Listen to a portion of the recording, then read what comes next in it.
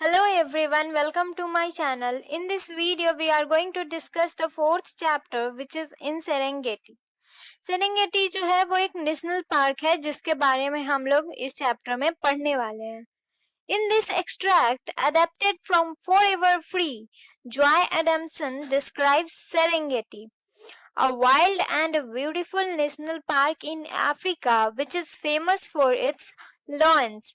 During her stay there, Adamson observed and wrote about a great variety of wildlife. ये extract जो है वो एक फॉरएवर फ्री नाम के बुक से लिया गया है. जॉय एडम्सन नाम की एक लेडी है जो कि इस नेशनल पार्क सेरेंगेटी को डिस्क्राइब करती है. इसके बारे में बताती है कि ये नेशनल पार्क जो है वो अफ्रीका में है जो कि अपने लॉयंस के लिए प्रसिद्ध है. ये जो लेडी है उन्होंने वहां रहने के दौरान उन्होंने जो कुछ भी ऑब्जर्व किया उनके उसके बारे में लिखा जो कि हम पढ़ने वाले हैं. It was after tea time that we reached Seronera.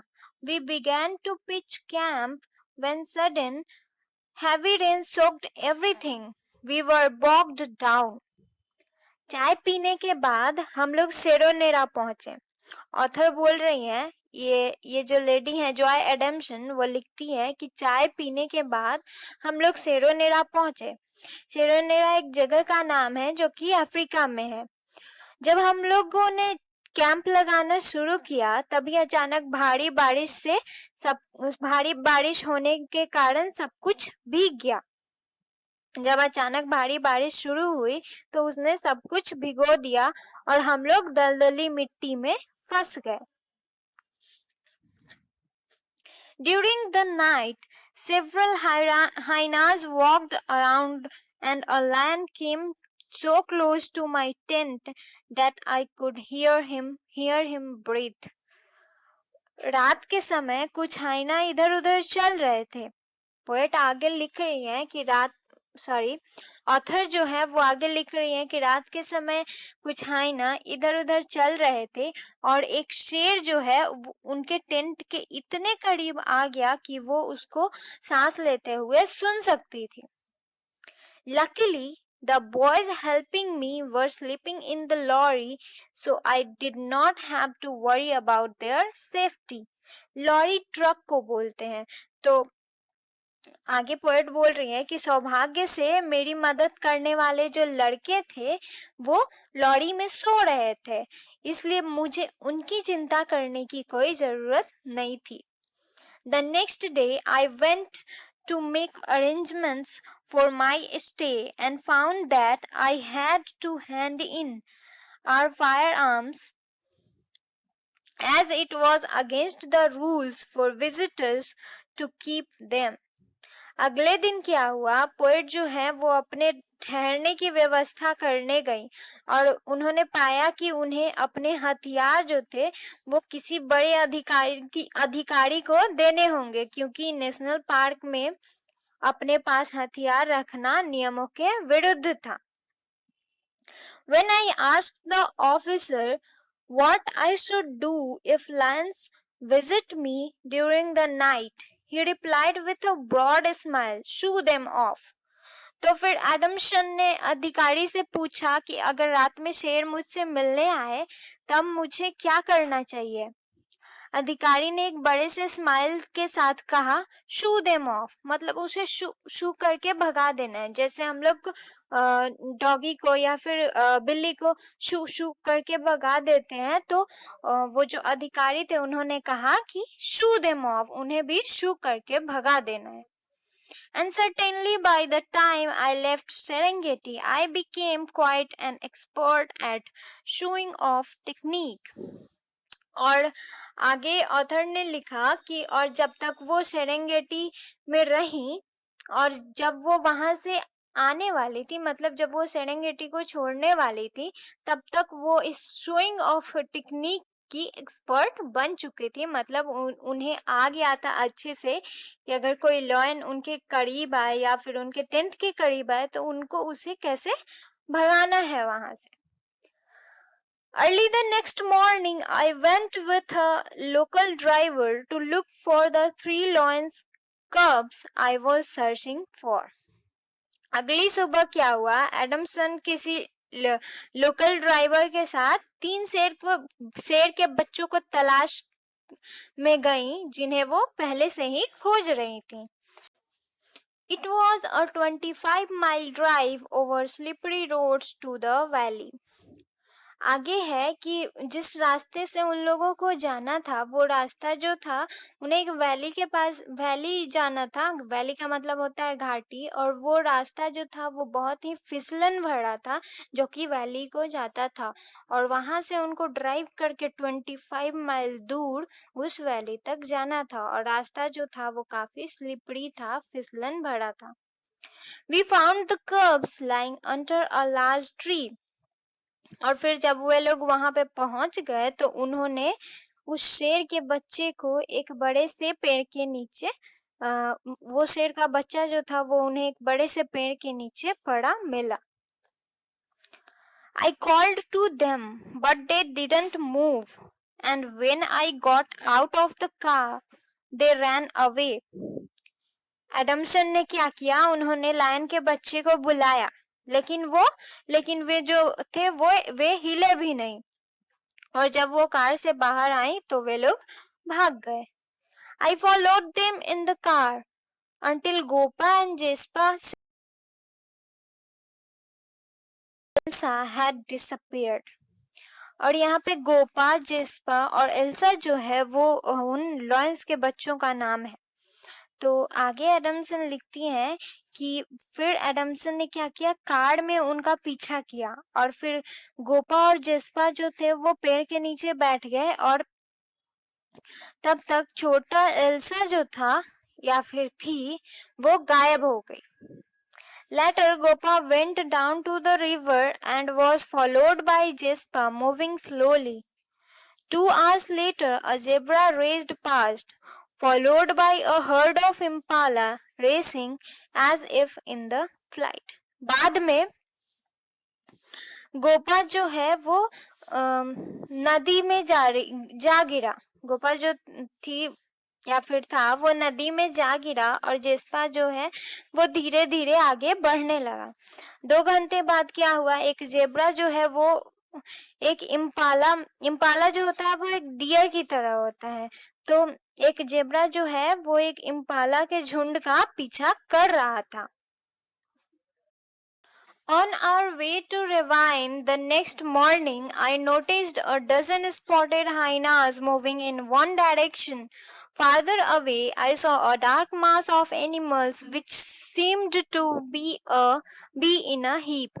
अगली सुबह जो है वो ऑथर जो है वो रेवाइन जाते समय उन्होंने एक दर्जन यानी कि 12 हाइनास को एक दिशा में जाते हुए देखा.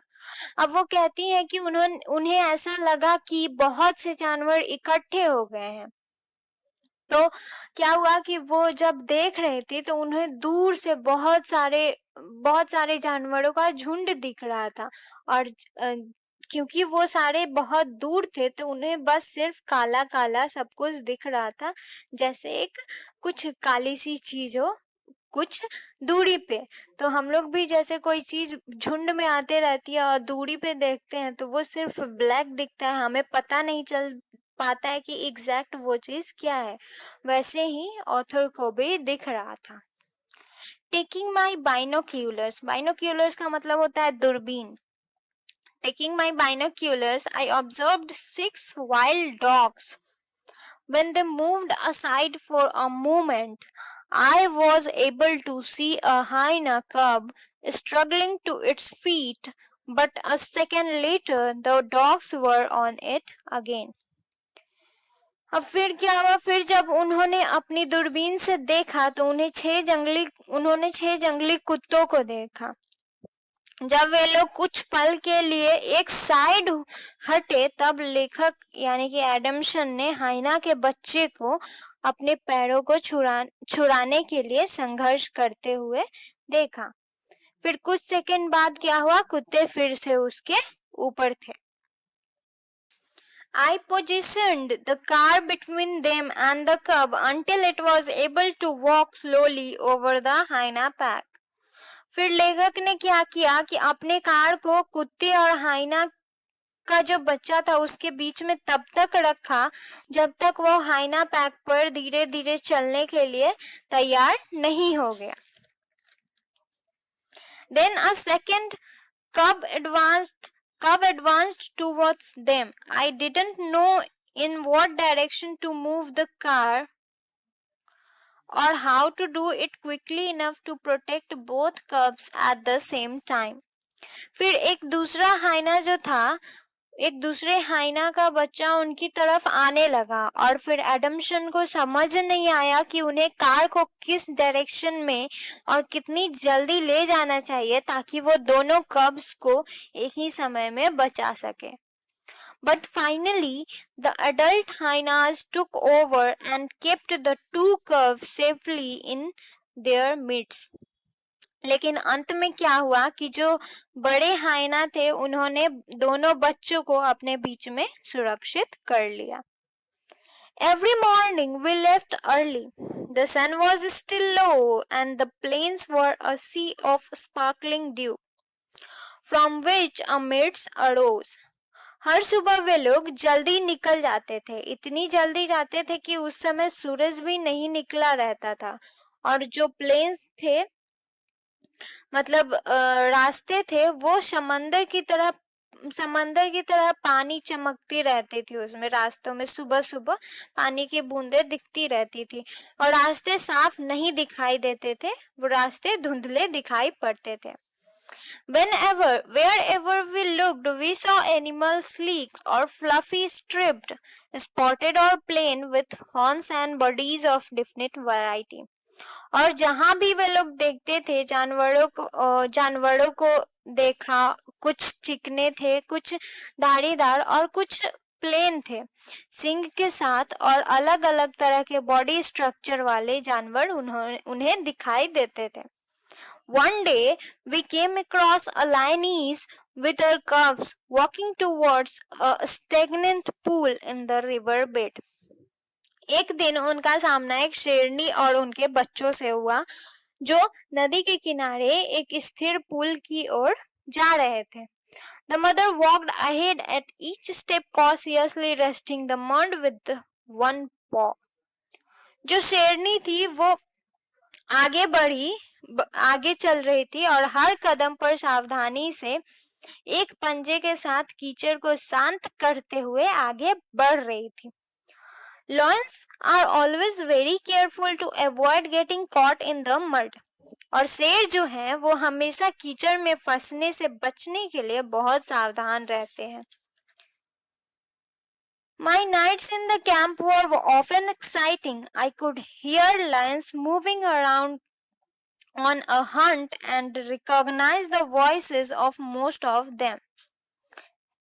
अब आगे जो लेखक है वो बोलती हैं कि शिविर में मेरी रातें जो थी वो काफी एक्साइटिंग थी. मैं शेरों को एक शिकार के लिए घूमते हुए सुन सकती थी और उनमें से अधिकांश की आवाज को पहचान सकती थी. मतलब अब ऑथर बोल रही है कि वो इतने दिन तक वहां उस नेशनल पार्क में रह गई थी कि कौन से शेर कैसे मतलब आवाज निकालते हैं वो हर चीज को पहचान सकती थी. Once I awoke to hear lapping noise and being half asleep listened for some time before I realized that a lion was inside my tent drinking out of my basin. तो एक दिन क्या होता है वो एक लैपिंग नॉइज यानी कि जानवर जब पानी पीते हैं तो जो आवाज होती है उसे लैपिंग नॉइज कहते हैं.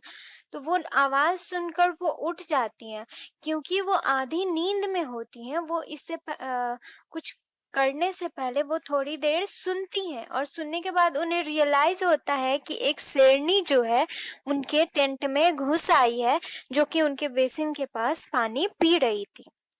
I had nothing but a table between me and her, so I shouted at her and urged her to go away, which she did. तो उस समय जो क्या है उस समय उनके पास उनके और शेरनी के बीच में एक टेबल के अलावा कुछ भी नहीं था, इसलिए वो उस पर चिल्लाई और उससे दूर जाने का आग्रह किया, मतलब उससे दूर जाने के लिए उन्होंने विनती किया और वो चली गई। The lands close to Seronera, having been used to visitors since cubhood, were particularly friendly. सेरोनेरा के करीब जो भी शेर थे वो उन्हें बचपन से विजिटर्स की आदत हो गई थी और वे बहुत ज्यादा फ्रेंडली भी होते थे। मतलब जो छोटे बच्चे होते थे शेरों के, तो उन्हें बचपन से ही लोगों के आने जाने और उनके रहने की आदत हो गई थी। उन्हें देखते देखते उन्हें लोगों की भी, इंसानों की भी आदत हो गई थी, इसलिए वो जो थे वो इंसानों के साथ फ्रेंडली होते थे। Many had been surrounded by cars while being suckled by their mothers and therefore had come to think of human beings and motors as a natural feature in their lives. अब वो कह रही है कि बहुत से लॉयंस जो थे, जो जब अपनी माँ का दूध पीते थे उसी समय से कार से घिरे होते थे। मतलब उससे उसी समय से कार को देखते आ रहे हैं और इसलिए वो सोचते हैं कि गाड़ियां और इंसान जो है उनके जीवन का एक नेचुरल फीचर है। गाड़ियों और इंसान को वो अपने जीवन के एक हिस्से के रूप में मानते हैं जो कि उनके लिए नेचुरल है। Except in areas where people have hunted or shot from cars, the wild animals seemed to consider cars as some kind of follow creature with strange habits and a peculiar scent but harmless. उन जगहों को छोड़कर जहां लोगों ने मतलब Lions जो थे वो फ्रेंडली तो होते थे और कार्स और मोटर को नेचुरल फीचर के रूप में देखते थे अपने जीवन के, लेकिन उन जगहों को छोड़कर जहां लोगों ने कारों से शिकार किया है और या फिर गोली मारी है, उन जगहों को छोड़कर जंगली जानवर कारों को अजीब आदत के साथ एक साथी और अलग सी खुशबू मानते थे और उसे पहचानते थे। उनकी खुशबू जो थी उनके लिए अलग नहीं थी, वो पहचानते थे और उन्हें लगता था कि ये जो है ये हानिकारक नहीं है उनके लिए। So long as passengers do not talk too much or move, they do not frighten the animals, but when they get out, the animals panic and race away. जब तक लोग बहुत अधिक बात नहीं करते थे, मतलब ज्यादा हल्ला नहीं करते थे और ज्यादा इधर उधर मूव नहीं करते थे, तब तक जानवर उनसे नहीं डरते थे। लेकिन जब वे ये सारी चीजें करने लगते थे तो जानवर घबरा जाते थे और अचानक बहुत डर जाते थे और भागने लगते थे। The dry season had come and the animals were now dependent on water holes and rivers that did not dry up.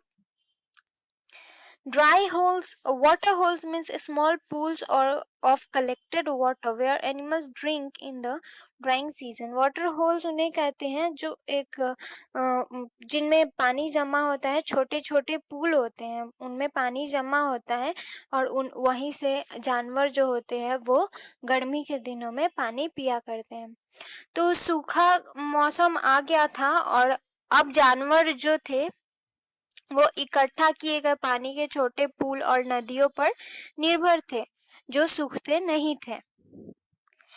This was the time of the year when poachers' activities were at their height, since they knew exactly where the animals must pass to drink when they were thirsty. तो यह साल का वह समय था जब शिकारी बहुत एक्टिव थे। मतलब शिकार करने वाले जो होते थे, जो जानवरों का शिकार करने वाले होते थे, वो बहुत ज्यादा हरकत में थे, बहुत ज्यादा एक्टिव थे, क्योंकि वे उन जगहों के बारे में जानते थे जहाँ प्यासे जानवर पानी पीने के लिए जाते हैं। The wardens worked very hard to control their activities, and it was horrifying to see the number of traps, poisoned arrows, and spears which they collected. और वार्डन ने उनकी गतिविधियों को रोकने के लिए बहुत मेहनत की और यह जाल, जहरीले तीर और भालों को देखकर माले जो उन्होंने इकट्ठा किया था, ये नज़ारा बहुत ही डरा देने वाला था। All over the East Africa, poaching, drought, floods, and the destruction of wild animals to make place for people and their crops threaten the survival of wildlife. पूरे पूर्व अफ्रीका में यानी कि ईस्ट अफ्रीका में शिकार, सूखा, बाढ़ और जंगली जानवरों का विनाश लोग खुद के रहने के लिए जगह बनाने के लिए वन्य जीवों के अस्तित्व को खतरे में डाल देते हैं। The idea that they may one day become extinct terrifies and shocks me. अब ऑथर जो है वो बोल रही है कि यह सोचना कि वे एक दिन विलुप्त हो जाएंगे, ये मुझे झकझोर देता है। मतलब ऑथर जो है वो ये सोच रहे कि मैं कल्पना भी नहीं कर सकती कि ये जो भी वन्य जीव है वो एक दिन पूरी तरह से नष्ट हो जाएंगे। The longer I live among animals, the more I want to help them, and the more I believe that in helping them we also help ourselves. Last में एडमसन कहती हैं कि जितना अधिक समय मैं उन जानवरों के बीच रही हूँ उतना ही मैं उनकी मदद करना चाहती हूँ, और जितना ज़्यादा मैं मानती हूँ कि उनकी मदद करने में हम खुद की भी मदद करते हैं। इस वीडियो में बस इतना ही। अगर आपको ये वीडियो अच्छा लगा तो लाइक करें, और अगर अभी तक आपने मेरे चैनल को सब्सक्राइब नहीं किया है तो प्लीज़ सब्सक्राइब करें। जय हिंद, जय भारत।